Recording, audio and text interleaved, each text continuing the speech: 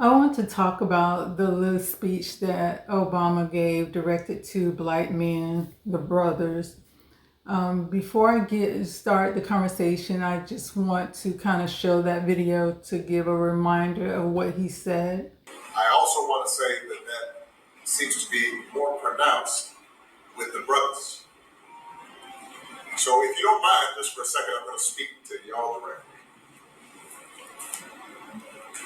and say that when you have a choice that is this clear, when on the one hand you have somebody who grew up like you, knows you, went to college with you, understands the struggles and pain and joy that comes from those experiences, who's had to work harder and do more and overcome and achieves the second highest office in the land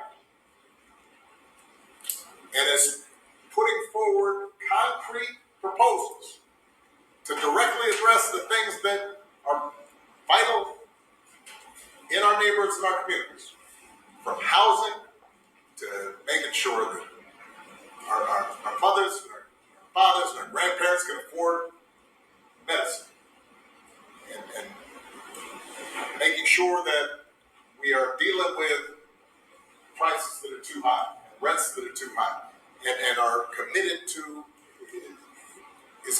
making sure that we maintain the Affordable Care Act. So everybody's got help and cares about things like education and entrepreneurship in our neighborhoods. As you can see, he was trying to compare the way Kamala Harris grew up to how black men grow up. I don't understand the comparison. One, she is an Indian woman that was raised by an Indian mother in Canada. So she doesn't understand or cannot relate to what it is to be a black man growing up in America. Those are two totally different experiences. She can't relate to how a black mother feel about sending their black son out into the world, the conversations that they have with them as far as being careful being out in the world. So to try to use this Indian woman to say y'all should understand, y'all should vote for her because she can sympathize to the plight of the black man because of how she raised. Whether you went to school with a black person or you was involved in a relationship with a black person, if you're not black, you're not going to understand. You might sympathize, you might empathize, but you're not going to truly understand the depth of what it means to be a black person in America. And then the other thing is that if she understood what it meant to be a black person in America, and then when it comes to Obama himself, if he truly respected black men, why say vote for Kamala when you and Kamala don't listen to what the black men have to say? You don't listen or care about what's going on in the black community. Black men, God intended men to be head of households. So black men, they need to be a head of their household. Black men need to have jobs so they can support their household, so they can support their kids, so they can see what's going on in the community to make their community safe, to make their community better. And so why no one asked the black man, how do y'all feel? Let's vote on, do y'all want to have an open border? Do y'all want these immigrants coming into y'all neighborhood? Where was that conversation when it came to respecting black men, when it came to wanting black men vote? Y'all didn't ask black men to vote on that. Something that is truly hurting them. The economy is bad. That's what the black men care about, the economy. There's immigrants in their communities who's taking up resources that could have went towards their community, their family, people they know. Then you're speaking about education. Now the schools are flooded with immigrants that a lot of them do not speak English. So that's not going to improve the teaching or the classroom experience when everything has to be now rearranged, because now the school is overcrowded, and then you have to try to get more resources in to get educators that can help these students with their learn English based on whatever language they speak. That's not improving the education of the black man or the black man's children. So to keep throwing around why black, Kamala Harris understand black people, no, she do not. Because if she did, when Biden told her to go to the border, she would have did that. Everything she did since she's been in some type of office have hurt the black man, has hurt the black community, and as a whole has hurt the United States of America. So why would any man, whether they black, whites, whoever, why would any man want to vote for her? And it has nothing to do with her being a woman, because I understand black men better than Kamala Harris do. A black man will listen to a black woman if she's speaking sense, common sense, whatever type of knowledge. If there's some type of knowledge, he will listen to that. The only time black men do not want to listen to black women is when they talking about a lot of stuff that has nothing to do with their family as a whole, has nothing to do with their community as a whole, has nothing to do with advancing them or themselves or their education as a whole. But when you're speaking a lot of fluff and you're not making sense, you're going to lose them. They're not going to listen to you. They're going to walk away feeling disassociated. They're going to walk away feeling that you was disingenuous with them because you're not listening to them. You do not see them. A black man wants to be seen, and not only seen, he wants to be heard. Not only heard, he wants to be respected. She does not convey that in any sense of the word. She do not relate to black people, point blank and period. So to try to woo black men into buying into something that they do not want, that's totally disrespectful.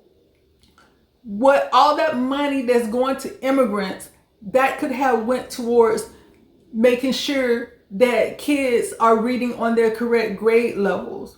That money could have went to make sure that if they wasn't reading on the correct grade level, or if they did not do math on the correct grade levels, that they had tutors in the classroom to help them out. Then also, why not and bring back, I don't know, because I'm not in school, I don't have any school-aged kids. I don't know if they have elected courses where you can do shop or where you can learn how to budget a household. We used to have home economics, which entails cooking and also, learning how to budget for a household. Why don't you bring that back in school? If you have all this money to give to immigrants, put that back in school. Teach kids how to really manage money. Teach kids how to have skills that when they leave high school, they got skills that they can go now use to get a job, to build the business behind.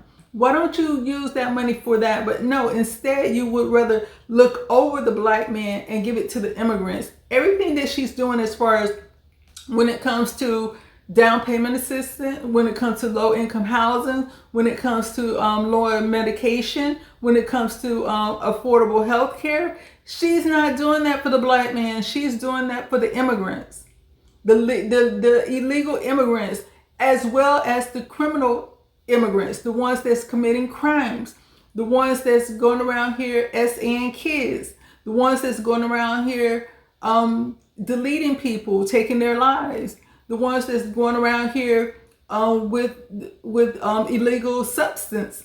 Those are the ones that she's also supporting. How is that benefiting the black man, the black community? How is that benefiting the U.S. as a whole? That is not benefiting the country, period. It's actually destroying the country. So to sit there and chastise black men when you should be chastising her, Kamala, how can you allow this to go on your watch? Because Biden sent her to the border.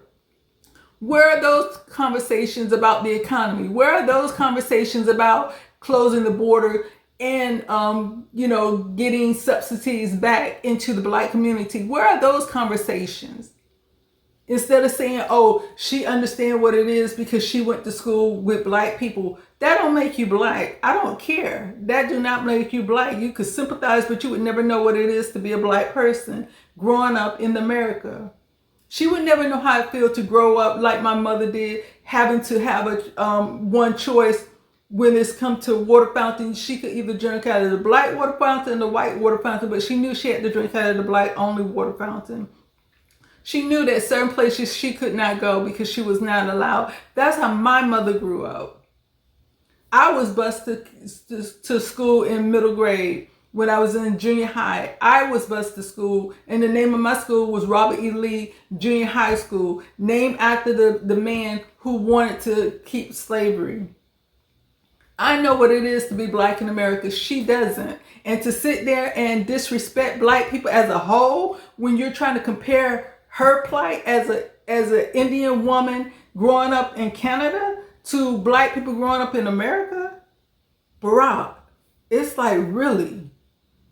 Like I said before, sometimes the worst enemy of a Black person is another Black person, especially when they're trying to hold them down and hold them back. And that's what you're doing by sitting there telling Black men, that they need to vote for this woman. And then they have the audacity to say, oh, you just, you don't want to listen to her because she's a woman. That has nothing to do with it.